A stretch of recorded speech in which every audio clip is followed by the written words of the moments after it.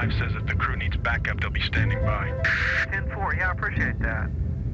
Boy, they're really jumping back there, but they say they can handle it okay. Tell Ed we appreciate him standing by. We could use maybe a half dozen air packs and some extra tanks if they've got them. 10-4, I copy that. I'll tell Jim. 604 clear.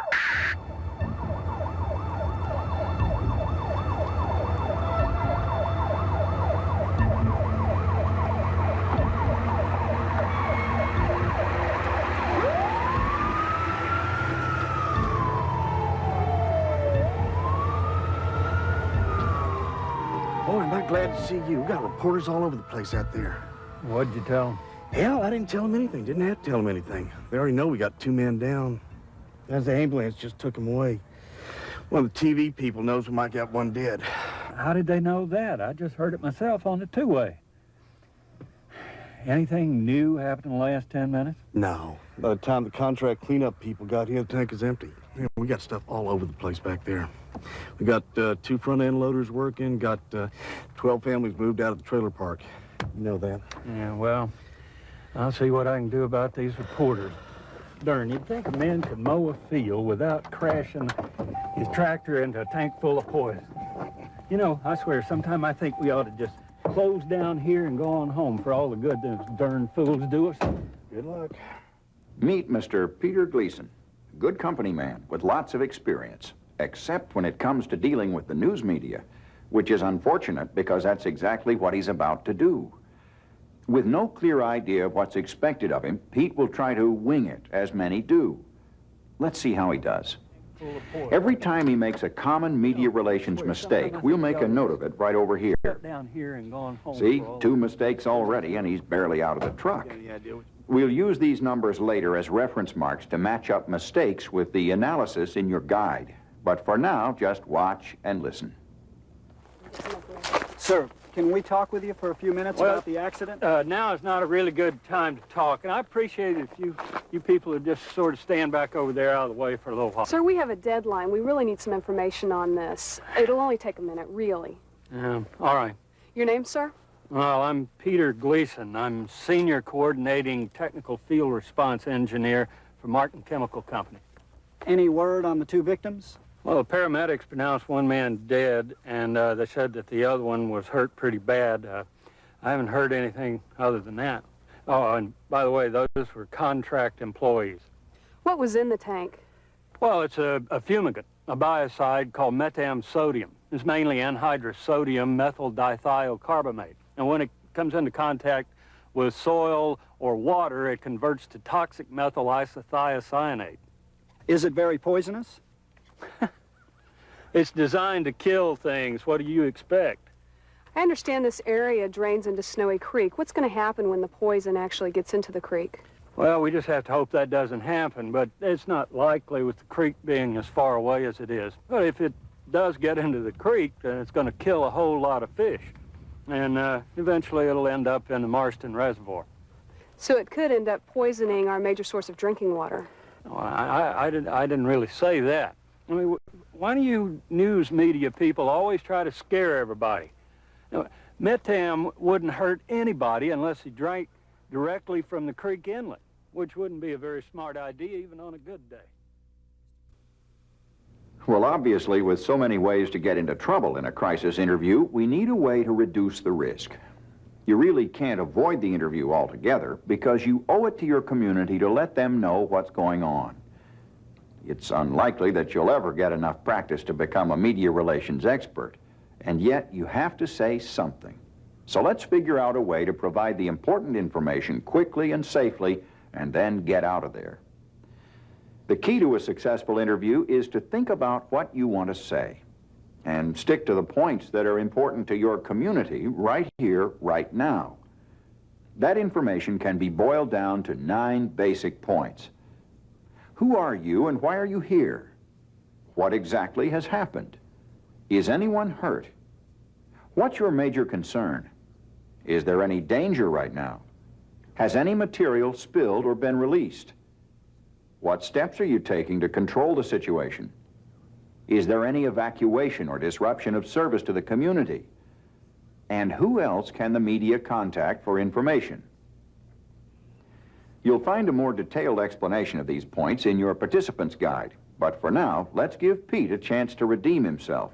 Watch now as he shows us a better way to handle a crisis interview. This time, the numbers you see will correspond to the 9 points we just outlined.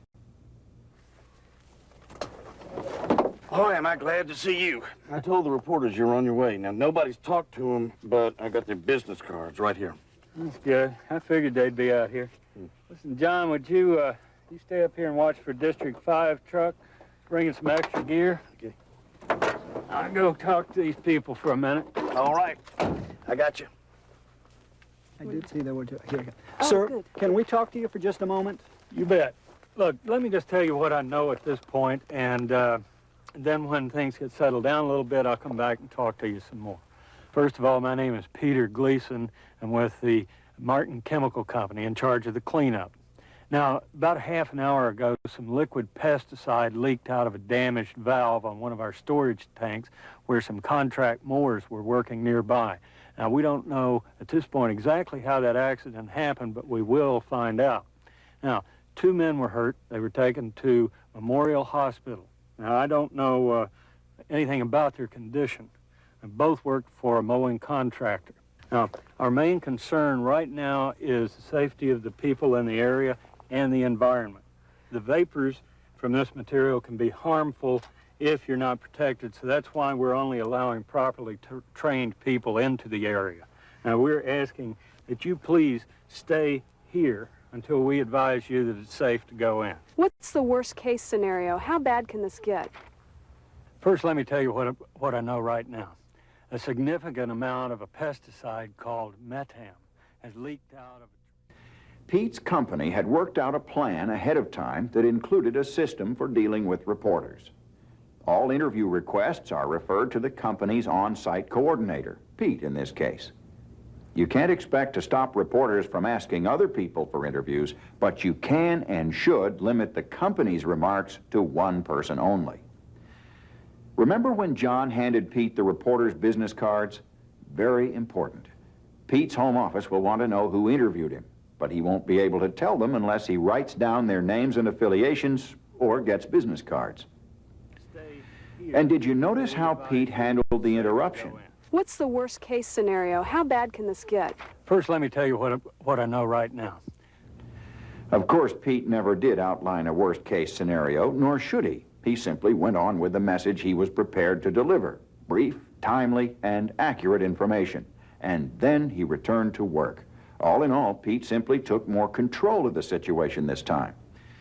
If he'd wanted to, he could even have moved the interview to some other spot. But there's really no reason to do that unless safety is an issue. Even if the accident is in the background during the interview, just be sure that everything you're saying tallies with what they're seeing. Now then, let's say half an hour has gone by. Things have settled down a bit.